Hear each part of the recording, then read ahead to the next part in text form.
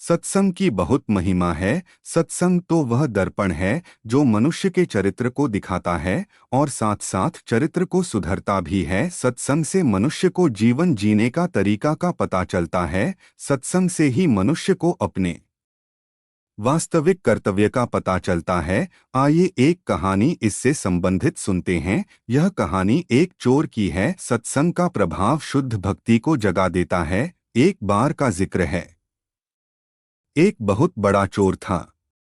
जब वो मरने लगा तो अपने बेटे को बुलाकर नसीहत दी कि अगर तुझे चोरी करना है तो किसी महात्मा के सत्संग में, गुरुद्वारा, धर्मशाला या धर्मस्थल पर मत जाना कभी। इनसे दूर ही रहना। और दूसरी बात, अगर पकड़े जाओ तो मानना नहीं कि तुमने चोरी की है।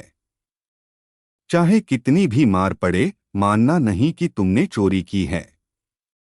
लड़के ने कहा कि जी सत्य वचन, मैं ऐसा ही करूंगा। इसके बाद वह चोर मर गया और लड़का रोज रात को चोरी करता रहा।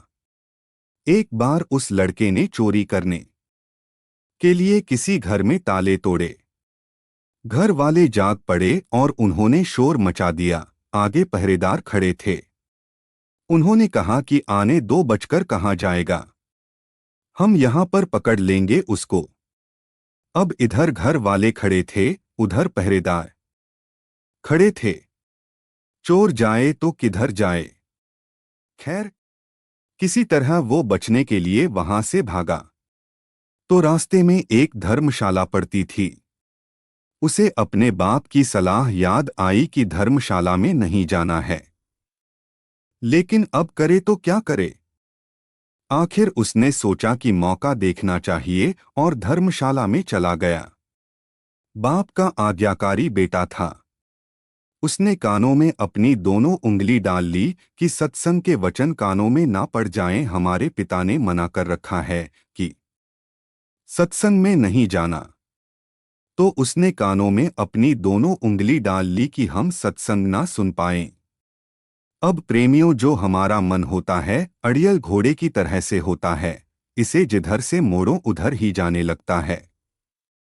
कानों को बंद कर लेने पर भी चोर के कानों में यह वचन पड़ गए कि देवी देवताओं की परछाई नहीं होती। वहां पर सत्संग चल रहा था और इसने कान बंद कर रखा था। फिर भी उसके कान में थोड़ी सी आवाज आई कि देवी देवताओं की परछाई नहीं होती। अब प्रेमियों, जो हमारा मन होता है अड़ियल घोड़े की तरह से होता है। इसे जिधर से मोड़ो उधर ही जाने लगता है। कानों को बंद कर लेने पर भी चोर के कानों में यह वचन पड़ गए कि देवी देवताओं की परछाई नहीं होती। वहां पर सत्संग चल रहा था और इसने कान बंद कर रखा था। फिर भी उसके कान में थोड़ी सी आवाज आई कि देवी देवताओं की परछाई नहीं होती। उसके मन ने कहा कि परछाई हो चाहे ना हो, मुझे क्या। फिर मैंने यह वचन जानबूझकर तो नहीं सुने, अनजाने में सुन लिया। उसने अपने पिता को सफाई देते हुए मन ही मन कहा कि मैंने जानबूझकर नहीं सुनाए, ऐसे ही सुना गया मेरे कानों में। मैंने तो कान बंद कर रखा है। अब इधर घर वाले और पहरेदार पीछे लगे हुए थे। किसी ने बताया कि चोर धर्मशाला में है। धर्मशाला की जब जांच हुई तो वह चोर पकड़ा गया। प्रेमियों, उस चोर की पुलिस ने बहुत पिटाई की, लेकिन वह नहीं माना कि उसने चोरी किया है। और आपको बता दें कि उस समय यह नियम था कि जब तक मुजरिम अपराध न माने तो सजा नहीं दी जा सकती थी। आखिर उस चोर को राजा के सामने पेश किया गया। वहां भी खूब मार पड़ी, लेकिन चोर जो था कि मानने को तैयार ही ना था। उसने अपने पिता से वचन ले रखा था कि कितना भी मार पड़े, मानना नहीं कि हमने चोरी की किया है। राजा को पता था कि चोर जो होते हैं वो देवी की पूजा करते हैं, देवी की आराधना करते हैं। इसलिए पुलिस ने एक ठगनी को सहायता के लिए बुलाया। ठगनी को बुलाया गया, सारी बात बताया गया तो उसने कहा कि मैं मना लूंगी उसको, इससे कहलवा लूंगी कि इसने चोरी किया है। उस ठगनी ने देवी का एक स्वांग भेष बनाया, दो नकली बाहें लगाई, चारों हाथों में चारों मशालें जलाईं और नकली शेर की सवारी की।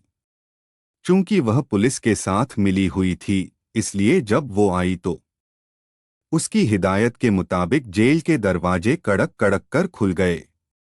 पहले से सब प्लान कर रखा था कि देवी जब आए जेल में तो सारे दरवाजे अपने आप खुलते जाएं। ऐसा ही हुआ। और जब आदमी किसी मुसीबत में फंस जाता है तो अपने इष्ट की याद करता है। इसलिए चोर भी उस समय देवी की याद में बैठा हुआ था। अचानक से दरवाजा खुल गया और अंधेरे कमरे में एकदम रोशनी हो गई। और उस ठगनी जो देवी का रूप बनाया था, देवी के रूप में ही एक खास अंदाज में कहा, देखो भक्त, तूने मुझे याद किया और मैं आ गई। तूने अच्छा किया जो तूने चोरी नहीं बताई।